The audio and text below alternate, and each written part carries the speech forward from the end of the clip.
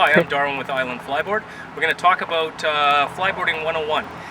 We're going to be just quickly touching on what a student will experience when they take their first lesson from a qualified and certified instructor.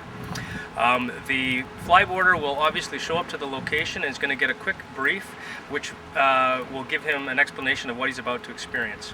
So to begin with, we're going to discuss quickly the board, what's involved with the flyboard, and how the system works from the jet ski through to the flyboard and what he's going to experience.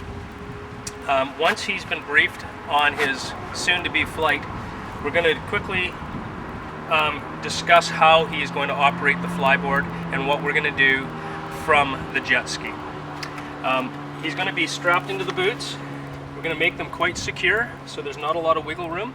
These bindings or wakeboard boots, they fit most people up to about a size 12, 13, down to about a size 8 or 9. If they have smaller feet, you might have to wedge the back with some foam.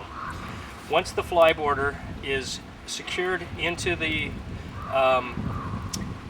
wake boots, we're going to position him in a sitting position on the dock, or it may be in a different location where he's standing and we're actually going to place him into the water.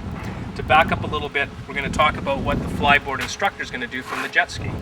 We're going to control the volume of water going through the flyboard. In essence, we're going to control the thrust. The flyboarder is going to be instructed that he is going to control direction, and he is going to be in part controlling his height by the positioning of the board.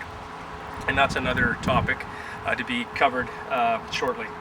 Once the flyboarder is comfortable, we've briefed him on where he's going to be flyboarding, because every location has issues that they need to address, such as how far from the shoreline, could be possibly reefs or rocks, logs. We want to make sure that the flyboarder is going to be sure of where they're going to be flyboarding. Then we ask them if they're comfortable. A lot of time there's a lot of anxiety. We try and relax them and just let them know that they're going to be taken well care of, that the instructor is going to ensure that there's no problems. If we see a problem, we control the thrust and we can kill all power to the jet ski if we need to. We're going to quickly talk about the safety equipment and preparation of getting set up into the flyboard prior to going on the water. Every flyboarder must have a wakeboard style helmet. It's going to have an earpiece which is going to protect the ear from any sideway falls. We don't want to hurt the eardrum. Also, Coast Guard approved PFD, very important. It's going to help with taxiing in the water, as well as obviously if there is any issues. The PFD is going to keep you floating. The board itself actually has flotation as well built into it. These legs are filled with foam, which also allow the board to float. Once the flyboarder is in his safety gear, we're going to put him into his boots. As you can see, he is already in his boots. We just have to tighten up the straps. Very simple. Slide that collar down. It's going to grab the boot. It's going to self-lock.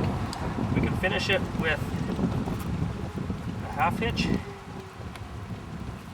close to this locking piece, and that's it. He's in the boots. At this stage now, we're going to quickly just make sure, he's going to wiggle his toes, make sure that his boots are evenly secure. We don't want one looser than the other.